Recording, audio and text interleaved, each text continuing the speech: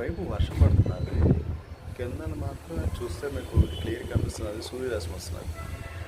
చాలా డిఫరెంట్ అయిన వాతావరణం అండి.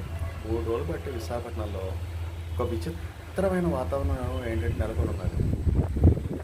ఇలాగే అది సూర్యరశ్మో తెలియట్లేదు, వర్షమో తెలియట్లేదు, కానీ వర్షం పడుతున్నది అయిపోతున్నది, పడుతున్నది అయిపోతున్నది. పడిసేది ఒక్కసారి పడిపోతే బాగుండాలని కోరిక కూడా ఉన్నది. కానీ ఒకటి ఈ లాస్ట్ ఇయర్ అంత పెద్ద వర్షపాతం లేకపోవడం కూడా ఒక విధంగా మంచిది.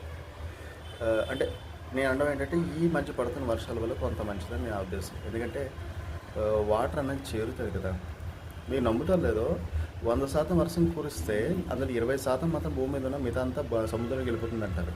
ఇప్పుడు నేను కొంచెం తక్కువ వెళ్ళినా అనుకుందాం, ఏదైనా నిష్పత్తులు మనకు అనవసరం. కాకపోతే ఏంటంటే ఇప్పుడు ఉన్న దాని ప్రకారం అయితే వాటర్ వస్తున్నదని చెప్పచ్చు.